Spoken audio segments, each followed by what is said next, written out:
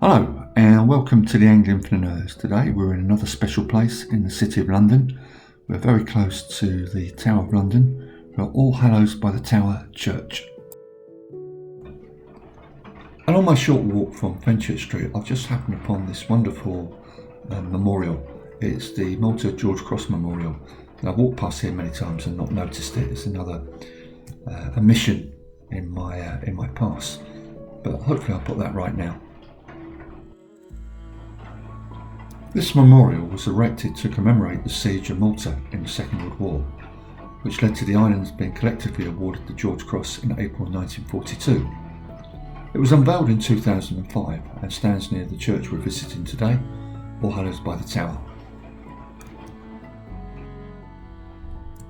The memorial is constructed from a large monolithic block of limestone from the Maltese island of Gozo.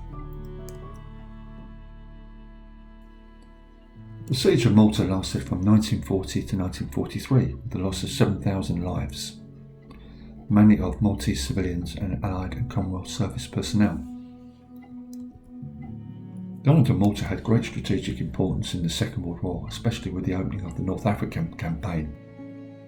British air and sea forces based on the island could attack German and Italian ships, and Churchill called the island an unsinkable aircraft carrier. General Owen Rommel, the commander of the Axis forces in North Africa, recognised its importance, and in 1941 he warned that without Malta, the Axis will end up by losing control of North Africa.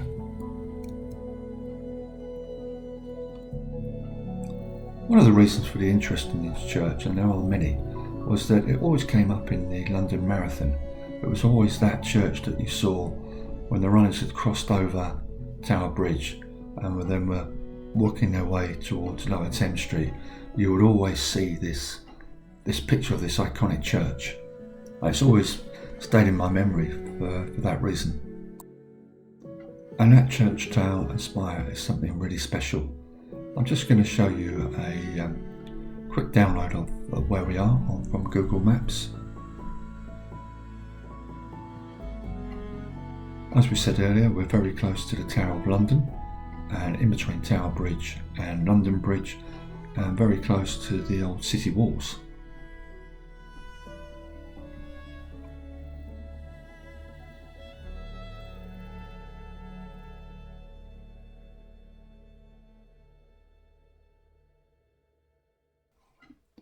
These wonderful stained glass windows really tell a picture of the church and of the City of London and its close connections to the Port of London. All Hallows has often been referred to as the Seafarer's Church. All Hallows is meant to be the oldest church in the City of London, having been founded in AD 675, though recent research has questioned these claims. The church survived the Great Fire of London in 1666, but was badly damaged by the Blitz in World War II.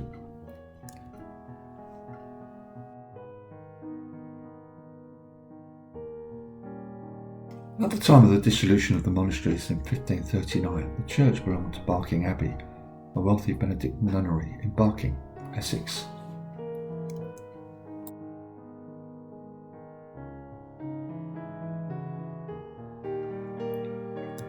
The Domesday Book of 1086 says that Barking Abbey possessed 28 houses and half a church in London. Though the church is not named, it is usually identified as All Hallows. For a few minutes I'll stay silent and just allow you to enjoy the great history of this church and all the great features that you see within.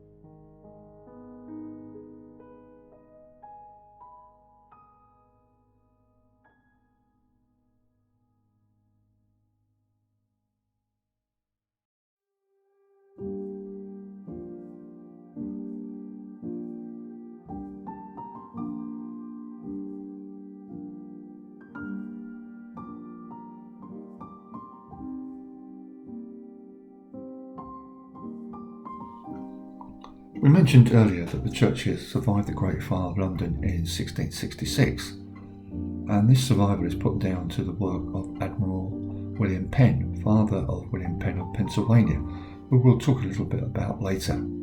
William Penn had his men from the nearby Naval Yard blow up the surrounding buildings to create a firebreak. Also during the Great Fire, Samuel Pepys, the great diarist, climbed the church tower to watch the progress of the blaze and what he described as the saddest sight of desolation.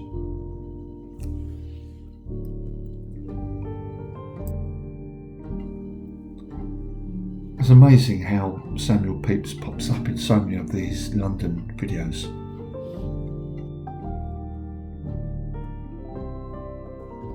The Fuller's pub over the road, called the Humdrum and Quartered, also has a quote from Samuel Pepys on its exterior wall. Samuel Pepys really did have an active and full life. When he wasn't burying his cheese or visiting the south bank, south side of the river, let's say to entertain himself, he was a diarist and also ran the Navy.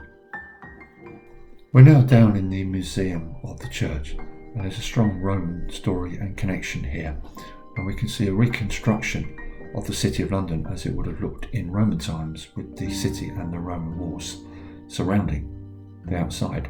Now, many of the early churches in the City of London were apparently constructed by material and tiles left by the Romans. The Romans left in about 425 AD. This church is reputed to have been built 250 years later, around the end of the 7th century. And now we see a plaque and memorial to the famous William Penn, who founded Pennsylvania. Now, we talked a little earlier about how his father saved the church during the Great Fire of London by using his forces to build a firebreak. The museum here is really well worth a visit. Not only does it explore the history of the church, but also it's like a time capsule of the history of the City of London. We've just passed a picture of how the church looked during the Blitz in 1941, when the church was extensively damaged by bombing raids. There's just so much information to this church that I can't even pretend to cover it in a 10 to 15 minute vlog. I've just barely touched the surface. It has such a rich maritime connection, a connection to the sea.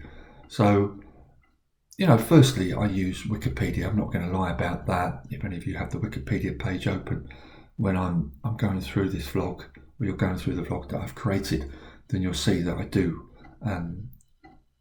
use sentences from Wikipedia. But two other websites might be of interest. There's the All Hallows by the Tower church website, and that's very, very good. I'll drop in the link as well, and that gives you information, say, for example, on the Mariners' Chapel to this on the South Isle, and that contains the coats of arms of various shipping companies associated with the church, and it also demonstrates the church's rich link to the Port of London Authority. So that's well worth a visit. And there is also another very good website, again I'll drop in the link, and that's called the tidalthames.com, and again that gives a very detailed account of the maritime connection this church has.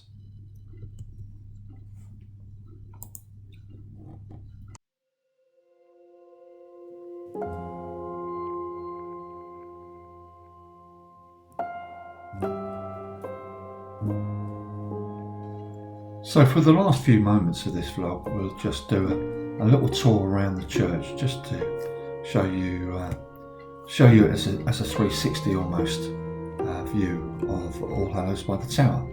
This wonderful church by the Tower of London in the City of London, with a rather rich history and a very special maritime history as well.